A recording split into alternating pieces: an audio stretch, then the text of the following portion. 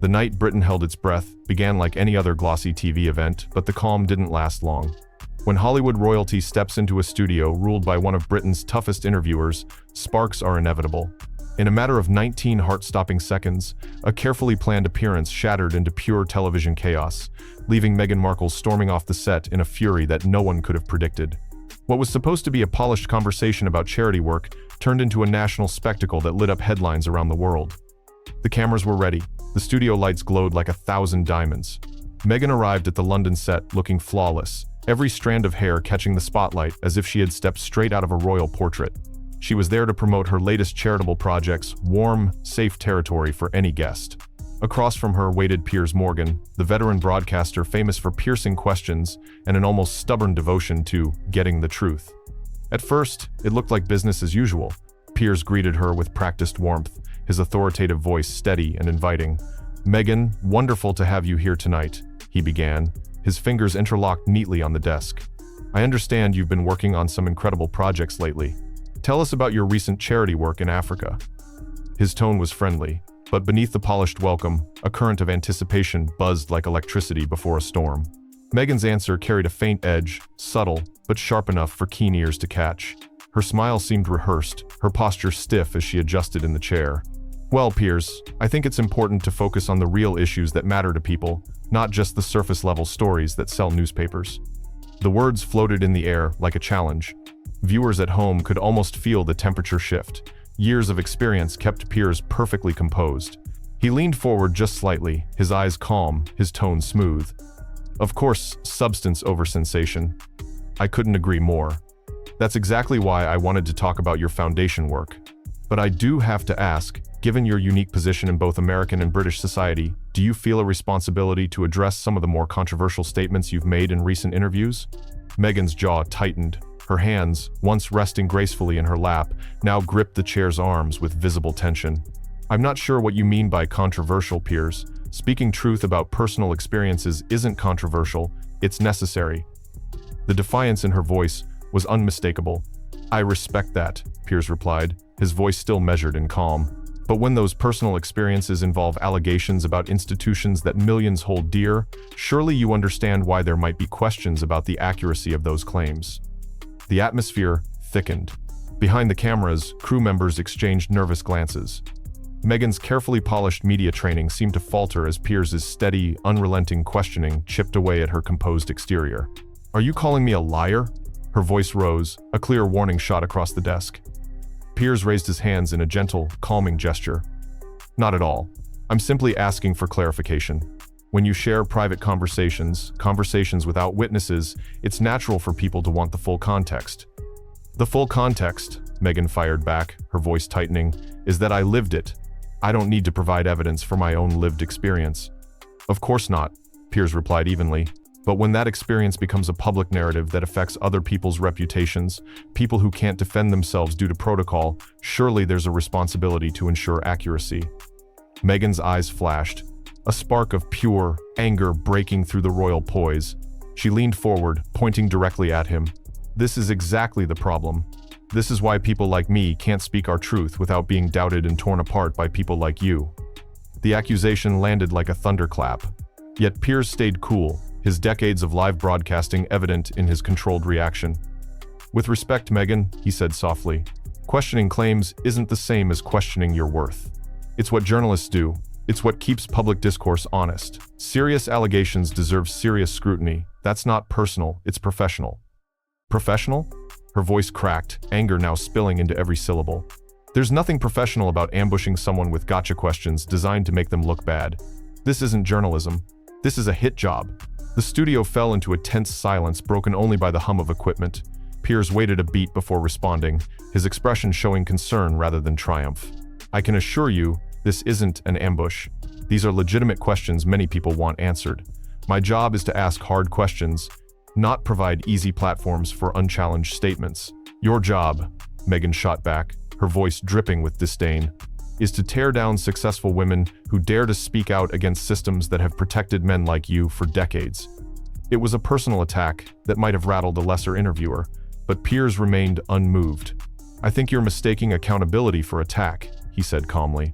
I've interviewed thousands of people, men and women, powerful and powerless. My questions are based on facts and public statements, not gender or personal animosity. Facts? Meghan's laugh was sharp, almost bitter. Your facts are whatever supports your predetermined narrative. You decided before I walked in here that you were going to make me the villain. That's simply not true, Piers replied, a flicker of disappointment crossing his face. I came into this interview hoping for honest dialogue about important issues. I've given you every opportunity to explain your perspective. Meghan's face flushed crimson as she gripped the chair's armrest so tightly her knuckles turned white. The perfectly controlled public image she had mastered for years was beginning to crack live on air. Honest dialogue? She snapped, her voice now loud enough to make the sound engineers scramble. You call this honest? You sit there with your smug little smirk, acting like some kind of moral authority, when everyone knows you're just another tabloid hack dressed up in an expensive suit. Still, Piers didn't flinch. He leaned back slightly, his expression more concerned than offended. Meghan, I understand you're upset, but personal attacks don't change the validity of the questions. I'm not your enemy here. I'm doing what any responsible journalist would do when presented with serious claims. Responsible? Her voice broke into incredulous laughter. You want to talk about responsibility? How about the responsibility to treat guests with basic decency, instead of treating them like criminals on trial? The camera operators tightened their shots, sensing that something unprecedented was unfolding before their eyes. Meghan's polished image was unraveling in real time. I've treated you with nothing but respect, Piers said firmly, his voice now carrying a faint edge of steel. I've asked fair questions about statements you made publicly.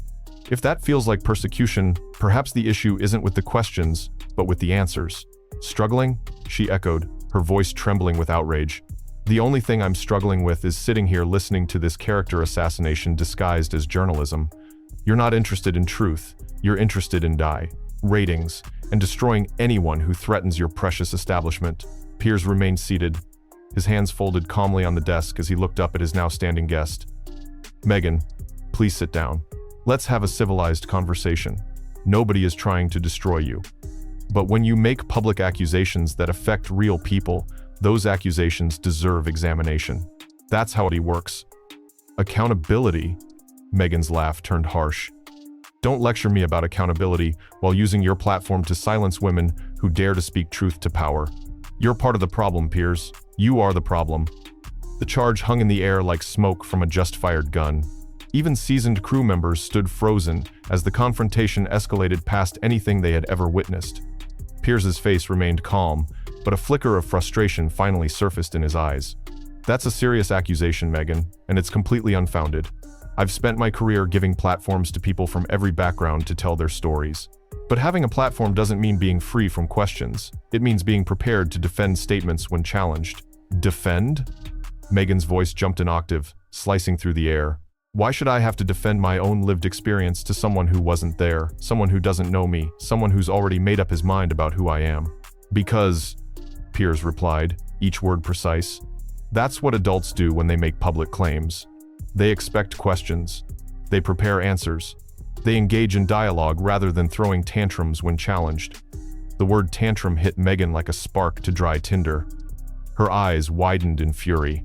For a heartbeat, she stood perfectly still, trembling with anger. Then, in a voice so quiet it chilled the room, she repeated it. Tantrum? Her whisper cracked like glass. Tantrum? Suddenly, her voice exploded, back to full volume. How absolutely dare you dismiss my legitimate concerns as a tantrum? This is exactly the kind of sexist, condescending garbage women face every single day. It's not sexist to point out unreasonable behavior, Piers answered, his voice steady but sharper now. I'd say the same to anyone, male or female, who responded to fair questions with personal attacks instead of reasoned answers. Meghan began pacing behind her chair, her hands slicing through the air as her frustration boiled over. Fair questions? Fair? There's nothing fair about ambushing someone with hostile interrogation dressed up as an interview. You brought me here under false pretenses, just to make me look bad. And when I defend myself, you call me unreasonable. I invited you here to discuss your charitable work and to address claims you made publicly, Piers replied firmly, refusing to raise his voice. You chose to turn this into a confrontation instead of a conversation. You chose to attack me personally rather than answer straightforward questions. My own statements? Meghan spun back toward him, her eyes blazing. My statements about racism, about mental health struggles, about being abandoned by institutions that were supposed to protect me? Those statements? Yes, Piers said quietly, each syllable deliberate.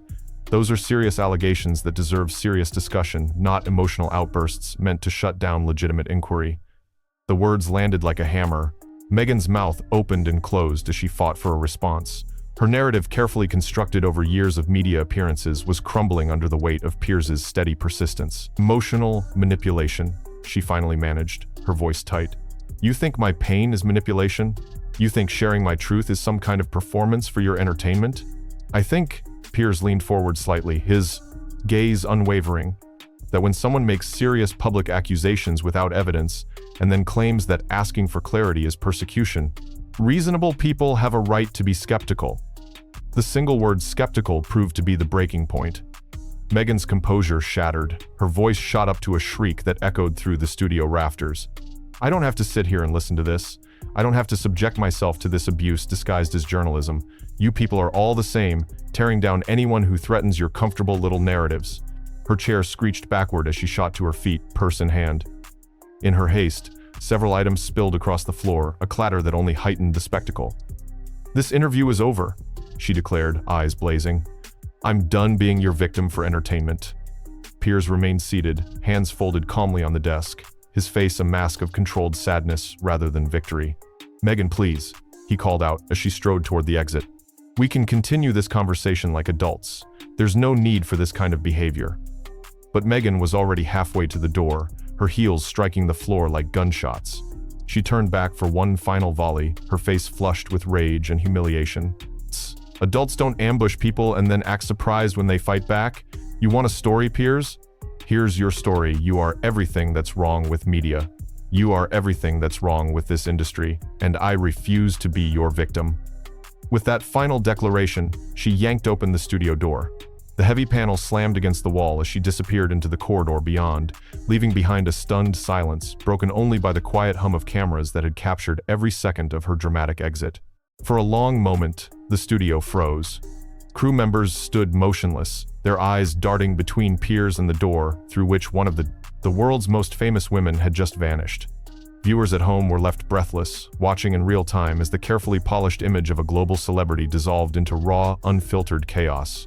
Piers finally exhaled, shaking his head slowly as the magnitude of what had just unfolded settled over the set like a heavy blanket. Extraordinary, he murmured, his voice barely above a whisper, neither gloating nor defeated, just astonished at the spectacle the world had just witnessed. For several long seconds after the door slammed, the studio was silent, except for the faint buzz of lights and cameras still rolling. Every crew member stood frozen in place, eyes wide, as the gravity of what had just happened began to sink in. Producers exchanged anxious looks from behind the glass of the control room, their headsets crackling with frantic whispers. No one had expected a routine evening interview to end in a televised showdown that would dominate global headlines before dawn. Piers sat perfectly still, his hands resting lightly on the desk, his expression more contemplative than triumphant. The veteran broadcaster, who had faced presidents, prime ministers, and countless volatile guests over the years, now looked almost saddened by the spectacle. He slowly removed his earpiece, his eyes fixed on the door through which Meghan had vanished. Well, he said, quietly, almost to himself, that was revealing. In the control booth, a producer finally broke the spell. We're still live, she whispered urgently into his earpiece. Piers gave a slight nod, his face a study in restrained professionalism. Turning toward the camera, he addressed the millions watching at home. Ladies and gentlemen, he began, his voice steady but edged with disbelief. You've just witnessed an extraordinary moment of live television. My intention tonight was to have an open and respectful conversation about important issues. Unfortunately, my guest chose to end that discussion. Backstage, chaos erupted. Meghan's team rushed to intercept her as she strode down the corridor, her heels striking the polished floor like thunderclaps. Assistants scrambled to gather the belongings she had left scattered on the studio floor. Security personnel stepped aside, unsure whether to intervene or simply let her pass. A makeup artist, still holding a powder brush, stood frozen in shock. I've never seen anything like it, she whispered to a colleague. She was shaking with rage. Within minutes, the outside world caught wind of the confrontation. Social media exploded, as clips from the live feed were clipped, shared, and dissected at lightning speed. Hashtags like #Markle Meltdown and #Piers Showdown began trending worldwide before the interview had even officially ended. Viewers debated every word, every gesture, every flash of emotion that had played out on screen. Meanwhile, inside the studio, Piers finally stood and adjusted his jacket. He exchanged quiet words with the production crew, his calm demeanor in stark contrast to the storm that had just swept through the set. "Let's cut to a break," a director called, her voice tight. "We need to reset before the next segment." As cameras faded to black, whispers rippled across the crew. Some were stunned by Meghan's sudden loss of composure, others expressed sympathy for the pressure she must have felt. But all agreed on one thing. They had just witnessed a piece of television history, one of those unscripted moments that would be replayed and analyzed for years. Outside the building, paparazzi had already gathered, alerted by frantic texts from insiders. Flashbulbs erupted as Meghan emerged from a side entrance, her team forming a human shield around her. She kept her head high, her jaw set, refusing to answer shouted questions. Each camera flash captured the raw tension of a woman determined to control her own narrative, even as it spiraled beyond her reach. By midnight, major news outlets on both sides of the Atlantic were running breaking news banners. Analysts debated the implications. Was Meghan unfairly provoked, or had Piers simply done his job? Was this the beginning of a larger reckoning between celebrities and the media, or just another cautionary tale of live television gone off the rails? Inside the ITV newsroom, producers sifted through the footage, preparing highlight reels that would dominate the next morning's broadcasts. "It's the kind of moment you can't script," one editor said, shaking his head. "People will be talking about this for weeks, maybe months." Piers finally left the studio hours later, stepping into the cool London night beneath a swarm of flashing cameras. He offered no triumphant soundbite, no boastful remark, only a brief statement to waiting reporters. "Tonight was about asking important questions," he said evenly. "Sometimes those questions make people uncomfortable. That's journalism." Meghan, meanwhile, disappeared into a waiting car, the door closing with a firm thud that echoed across the darkened street. Her expression, glimpsed for only a split second through tinted glass, was unreadable, a mix of defiance and exhaustion. As dawn approached, the world awoke to a media firestorm. Headlines screamed about the clash of the year. Talk shows replayed the footage in slow motion, dissecting every facial twitch and every clipped syllable. Viewers who had missed the live broadcast scrambled to stream the full confrontation, hungry for every second of the drama. And so a simple promotional interview, intended to highlight charitable work, became something far larger, a collision of fame, power, and unrelenting scrutiny. The encounter left reputations bruised, questions unanswered, and a global audience stunned. For Piers Morgan and Meghan Markle, the night would forever stand as a turning point. For everyone watching, it was a reminder that when two unstoppable forces meet under the harsh glare of live television, anything can happen, and sometimes it does.